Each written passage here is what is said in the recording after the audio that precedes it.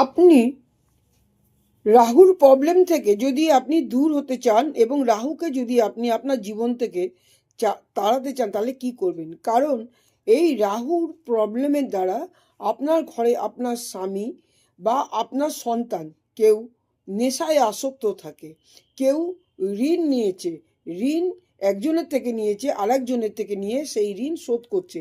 এইভাবে সে ঋণ দিনকে দিন সে বেড়ে যাচ্ছে। ঘরের লোক অসুস্থ হয়ে যাচ্ছে, যেইটুকু পয়সা আসছে সেই পয়সা বা অর্থ সেই পথেই খরচা হয়ে যাচ্ছে। তাহলে কি করবেন? মঙ্গলবার দিন এরম একটা সুতির লাল কাপড় নেবেন, নিয়ে কিছুটা সবুজ মৌরি, সরু সরু যেটা মৌরিটা হয় সবুজ রঙের, কিছুটা নিয়ে আপনি এর মধ্যে এরমভাবে বেঁধে নেবেন। বেঁধে নিয়ে কি করবেন? যে এটা করে আপনার ঘরে, তার বালিশের নিচে এটা ছোট করে আপনি ঢুকিয়ে দেবেন, সে বুঝতেও পারবে না। এটা কি করবেন? মঙ্গলবার দিন দেখে করবেন।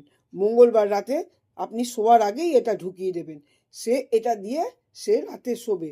এইভাবে থাকবে, ওর মধ্যে থাকবে। 1 মাস বাদে মঙ্গলবার দেখে, ওই ডেট দেখে কি করবেন? আপনি সেই মৌরিগুলোকে বার করবেন, একটা বড় গাছের নিচে যাবেন, এরকম বাঁধা অবস্থায় নিয়ে যাবেন। নিয়ে গিয়ে বড় গাছের নিচে এই মৌরিগুলো যেগুলো থাকবে, মৌরিগুলো আপনি গাছের নিচে ছড়িয়ে দেবেন।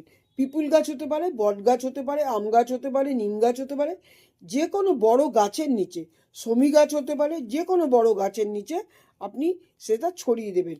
আবার আপনি সেই সন্ধেবেলায় সেই সেই কাপড়টিতে করতে পারেন, বা নতুন আবার একটা কাপড় নিয়ে আপনি এটা আবার একটু মৌরি নিয়ে আপনি আবার সেই মঙ্গলবার দিন এটা করবেন, আবার সেই বালিশের নিচে ঢুকিয়ে রেখে দেবেন। এইভাবে আপনি 3টি মাস করুন।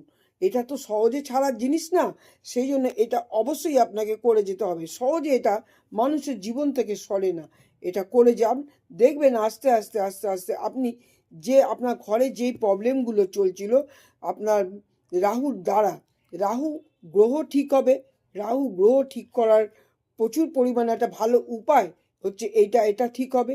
এবং রাহু গ্রহ ঠিক হবে যেমন, তেমনি রাহু গ্রহের দ্বারা যেগুলো ক্ষতি হয় মানুষের জীবনে, সেই মানুষটার জীবনে যে আছে, তার ছকের মধ্যে বা তার ইসের মধ্যে যে আছে, সেই রাহু গ্রহ তাকে খারাপ অবস্থা থেকে ছেড়ে ভালো অবস্থায় তাকে অবশ্যই নিয়ে আসবে।